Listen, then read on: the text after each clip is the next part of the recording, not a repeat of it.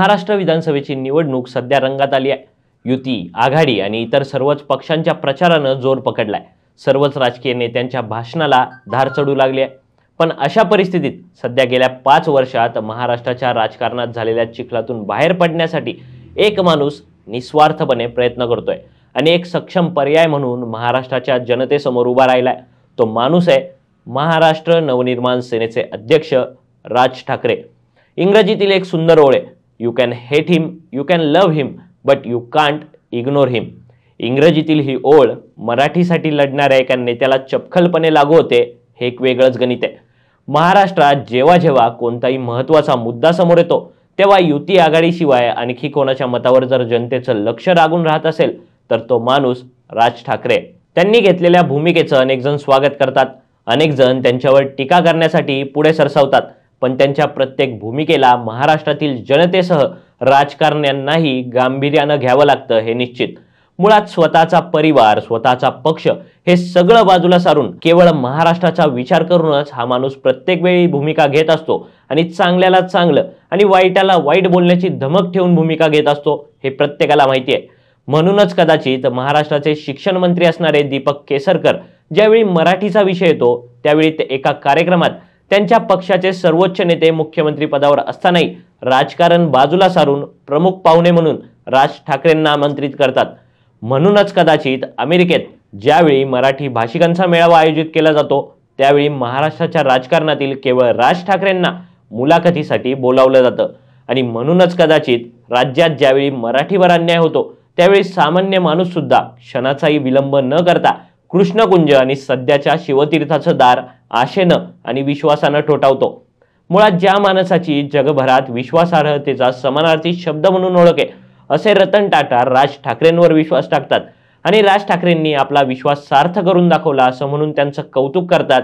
त्यावेळी राज ठाकरे किती प्रामाणिक आहेत हे दिसून येतं। ज्यावेळी एका महापालिकेची सत्ता हातात येते त्यावेळी कोणत्याही बॅगेत आणि खिचडीत घोटाळे करण्यापेक्षा शहर कसं विकसित होईल यावर भर देत कंत्राटदारांना रस्त्यात खड्डा पडला तर त्या खड्ड्यात उभा करून मारील असा धमकीवाजा इशारा देत खड्डेमुक्त रस्ते जेव्हा राज ठाकरे निर्माण करतात त्यावेळी त्यांच्या व्यक्तिमत्वातील पारदर्शकता दिसून येते। मराठी भाषेला आणि मराठी माणसाला जेव्हा धक्का लागतो तेव्हा धक्का लावणाऱ्याच्या कानाखाली आणि कानावर आवाज काढणाऱ्या राज ठाकरेंमध्ये असणारं मराठीबद्दलचं प्रेम दिसतं। आणि ज्यावेळी रझा अकादमीची लोक आमच्या पोलीस भगिनींवर हात टाकत आमच्या धर्माला नख लावतात त्यावेळी राज ठाकरेंमधल्या हिंदुत्ववादी बाण्याचं दर्शन होतं। आपला पुतण्या निवडणूक लढवतोय म्हटल्यावर उमेदवार न देण्याचं औदार्य दाखवतात तेव्हा कुटुंबवत्सल राज ठाकरे जगासमोर येतात आणि तोच पुतण्या आणि स्वतःचा भाऊ आपल्या मुलाला पाडण्यासाठी राजकारण करतात तेव्हा मैदानात उतरून आता लढायचं ते जिंकण्यासाठीच असं जेव्हा राज ठाकरे बोलतात त्यावेळी त्यांच्यातला लढवय्या सगळ्यांसमोर येतो।